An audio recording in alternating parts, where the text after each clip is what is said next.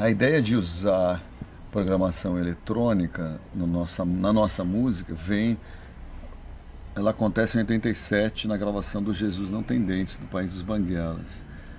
E ela resulta de algo muito interessante, inclusive é fácil de entender.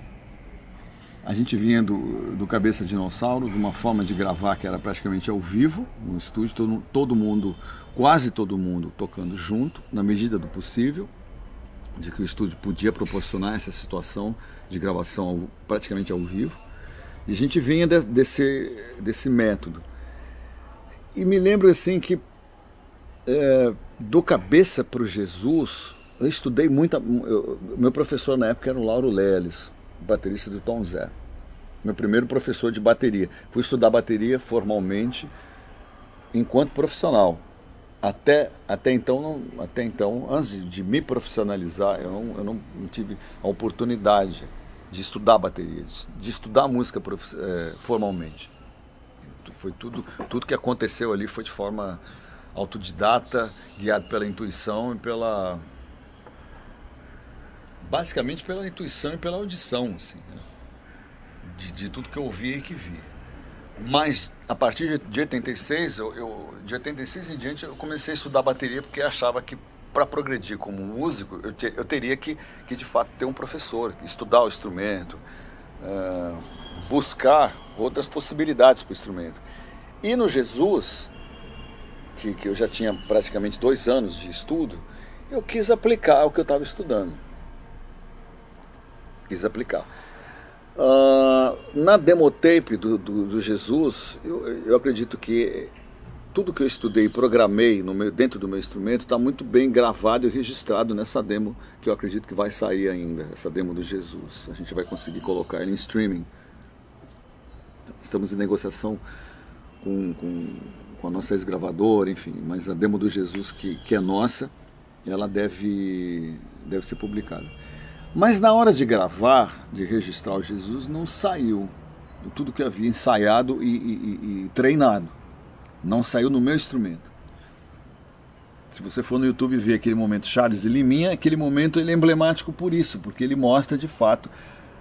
Pouca gente entendeu o que é aquilo. O que é aquele momento? Eu tentando fazer uma virada que não dava certo, era uma virada difícil, numa música fácil de tocar, que é minha do Brito, Violência Gera Violência, que acabou não entrando nem pro vinil, entrou pro CD.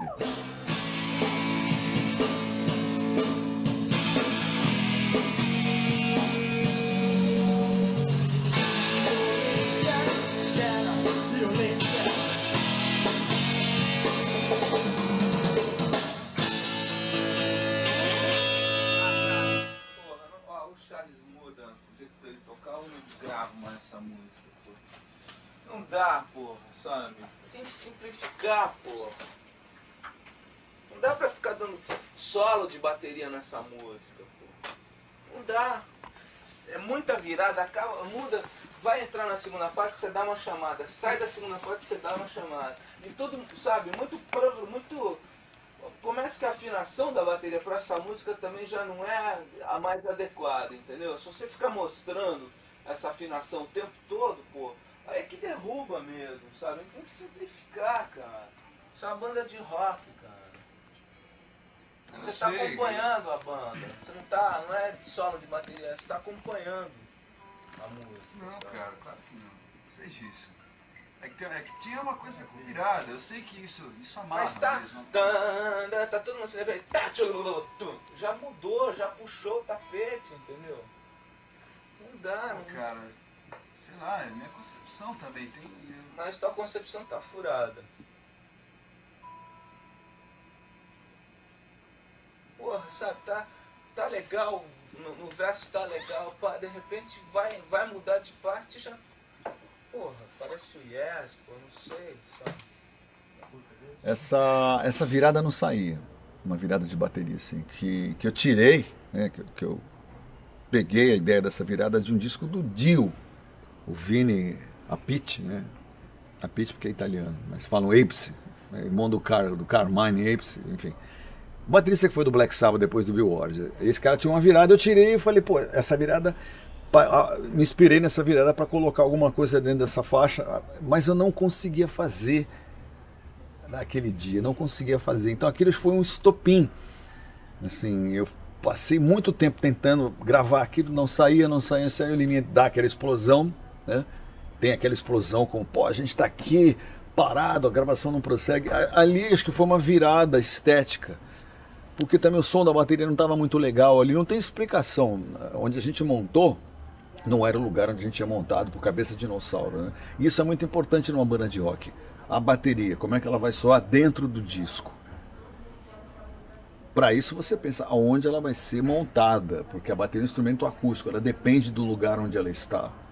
Você monta num lugar que tem pedra, o som é diferente do lugar onde tem madeira, ou de um lugar onde não tem nada, tipo assim, aberto. A bateria é um instrumento acústico, então, assim como o piano e outros instrumentos, ela depende do lugar, da ambiência.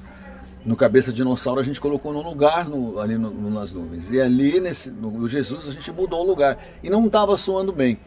Então peraí, vamos mudar a bateria de lugar, vamos recomeçar a gravação, que já estava em andamento, mas aquele momento ele explica bastante o ego do músico quando está gravando, assim. O ego do músico ao querer afirmar assim, olha como eu sou bom instrumentista, olha o que eu sei fazer. Isso é uma das grandes armadilhas, eu acho, da profissão. Você querer colocar o seu lado como músico, o cara que está estudando, está se aplicando, um suposto virtuose, acima do trabalho da banda, da canção, né, do arranjo. Então, a gente estava tocando uma música fácil, uma batida fácil, uma música, inclusive, era dos autores, que estava emperrando, não conseguia fazer um take por conta dessa maldita virada, que não saía e não ia sair aquele dia. Não ia sair. Mas o Liminha ficou. Os Titãs estavam putos também ou não? Só o Liminha que deu. Estavam putos também, né? Mas aí o Liminha, que é o produtor, né? O cara que está ali conduzindo a gravação, tem aquela explosão que foi muito pior do que está no filme. Né? Tem uma hora que corta a gravação, mas ele vai num crescendo assim, tava. E de fato, isso que eu explico para as pessoas, aquilo. As pessoas acham que a gravação de um disco é só glamour. Não é. A gravação do disco é conflito, discordância de ideias, entendeu? Então, se eu tava ali. Concepção de um trabalho, pô.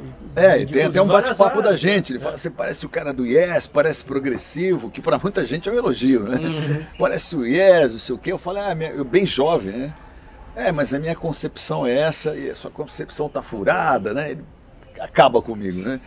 Mas, pensando bem, sendo bem frio, assim, com distanciamento, eu tava nesse momento que a gente chama assim, eu tava só pensando em mim, tava numa ego trip ali, definitivamente. Então, esse esporro que ele me dá, eu simplifico, tiro essa virada lá do take e gravo na primeira, que era ela que estava emperrando, né?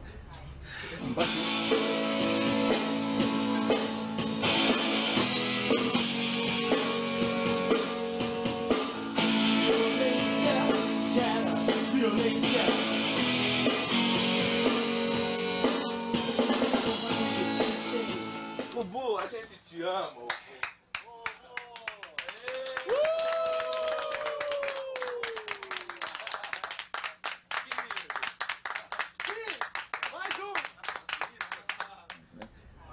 E baterista tem sempre essa questão, bateristas de rock, de jazz, de pop, assim. O momento da virada é um momento especial do baterista.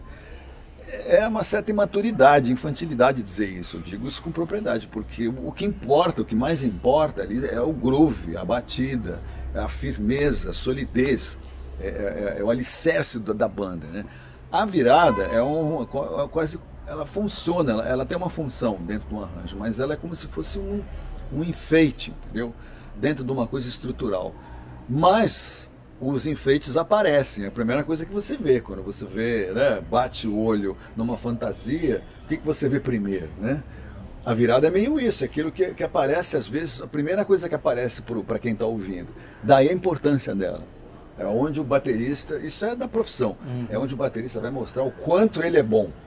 Isso é perigoso pra caramba, cara. Tanto é que aconteceu esse episódio, trocamos a bateria de lugar e ali pra frente o Liminha também estava experimentando, tinha comprado um sampler.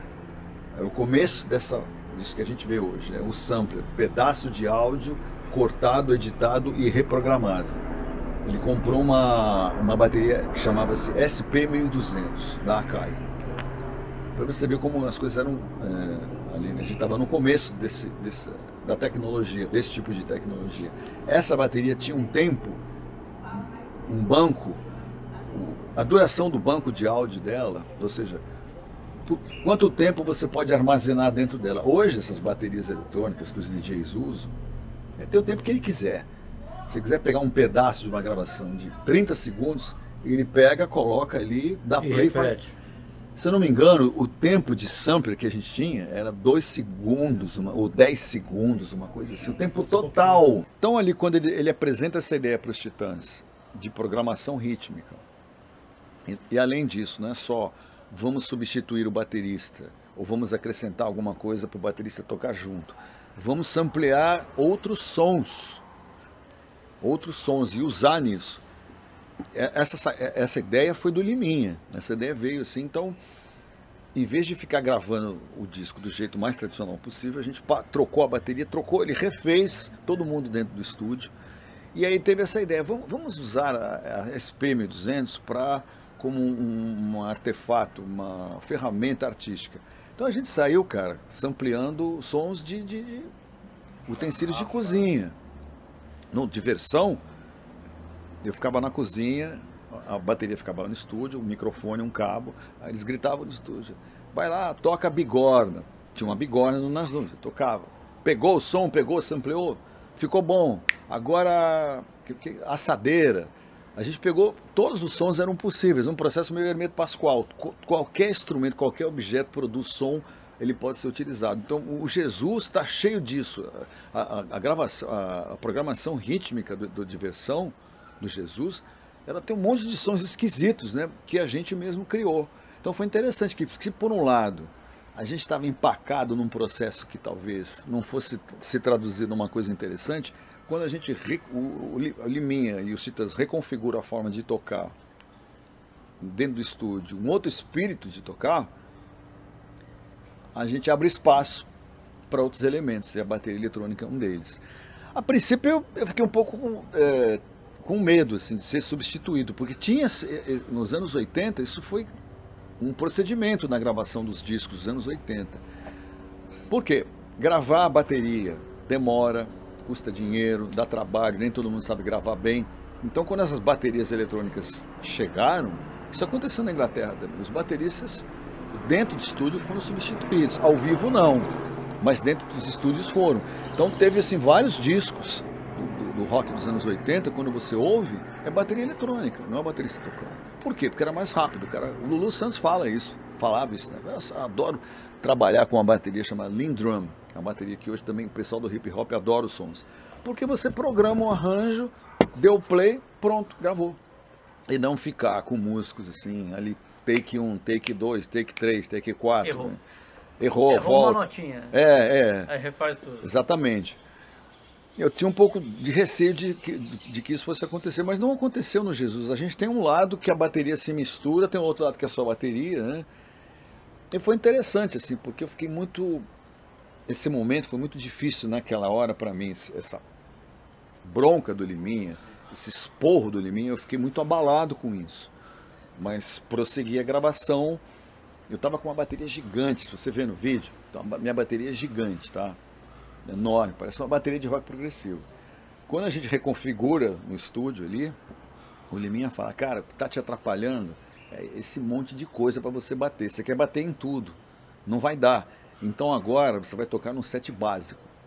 Ele impôs, não teve. Eu estava tão ali desfavorecido por conta dessa virada que eu queria. Tudo por causa de uma virada, hein? Olha só, coisa interessante.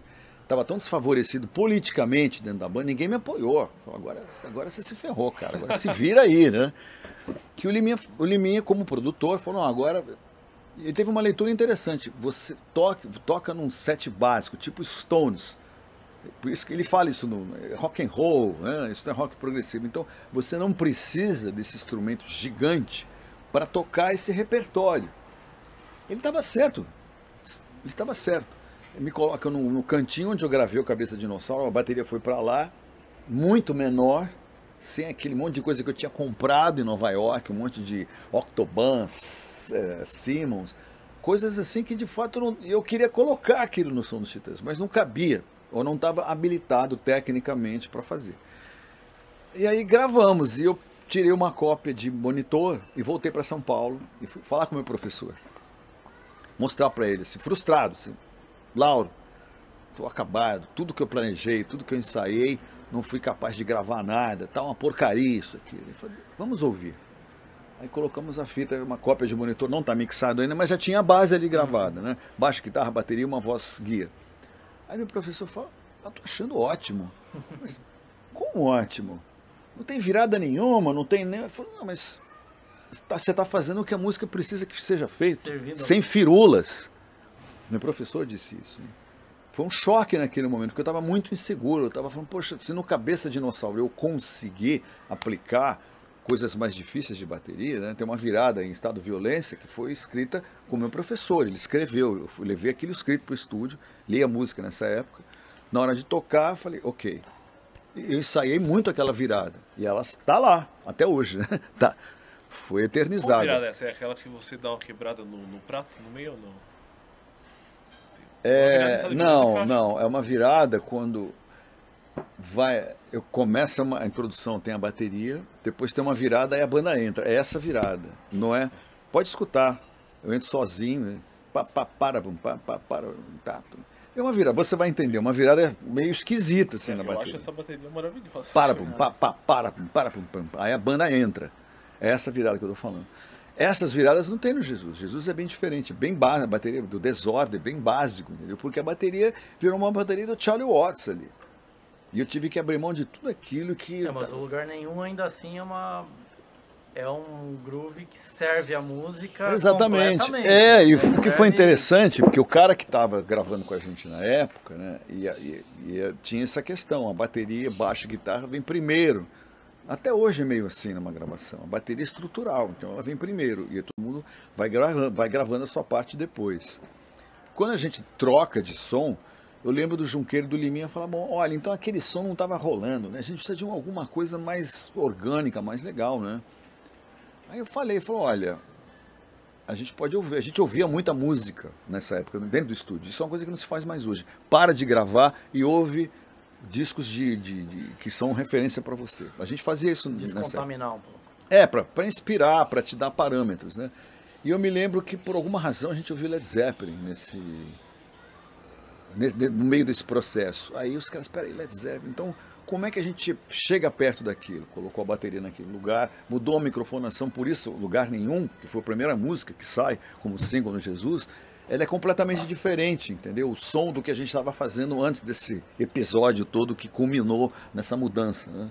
O que acabou sendo bom para os Titãs, porque assim, aí acabou. O que acontece? A gente tinha a demo do Jesus, que a gente mostrou para o Liminha, as músicas são essas. E alguns arranjos eram muito bons, assim, de diversão, tinha muita coisa que já estava ali. E muita coisa que não estava indo muito bem. O arranjo que a gente fez, o Comida, não era bom. Era um arranjo ruim, assim.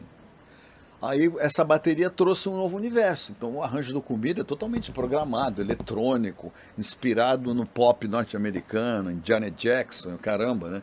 Então ela abriu mais uma vertente para os Titãs trabalharem, pensarem, entendeu? E aí, em vez de eu rejeitar aquilo, eu falei, não, mas espera aí, eu na condição de baterista eu posso contribuir, eu posso escrever também, isso não é uma coisa que só um produtor faz. Então ali começa, no disco, aí tem a gente compra essa bateria, a SP1200, uma gravadora dá pra gente, não me lembro, a gente teve uma igual, fomos pra estrada e começamos a tocar com ela ao vivo, a gente tinha várias músicas que eu tocava em cima, Marvin, Go Back, aí começa essa fase. A gente toca junto, eu toco junto com a bateria. Cabeça Dinossauro, a gente começa, né? No show do Cabeça Dinossauro, se você for ver, já tem bateria eletrônica. Eu resgatei uma gravação ao vivo da época, a gente na turnê do Cabeça, a gravadora deu uma bateria de presente pra gente, uma Yamaha, que hoje a gente deu essa bateria, uma pena, devia ter guardado. A gravadora deu para os Titãs e falou, olha, porque na época, eu estou dando muita volta, mas é que é uma pergunta muito complexa.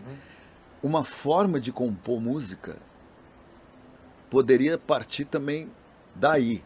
Em vez de compor no violão, que é o processo mais no violão e piano, os instrumentos onde todo mundo senta e vai fazer música, você podia fazer música numa bateria eletrônica. Compõe um ritmo e faça alguma coisa em cima dele. desse ritmo. Isso é muito importante. A gravadora nos deu uma bateria. Então a turnê do Cabeça de Dinossauro, a gente já levou ao vivo versões diferentes. Dívidas era com bateria eletrônica. Por exemplo, tocava percussão nessa época, né? Sem ser percussionista. Mas tem uma gravação interessante que eu resgatei das nossas fitas cassete, um arranjo muito interessante de Dívidas, completamente diferente do disco, já com bateria eletrônica. Família também a gente tocou com bateria eletrônica. Então, de certa forma, até antes dela vir com o Liminha, a bateria eletrônica já fazia parte do nosso universo.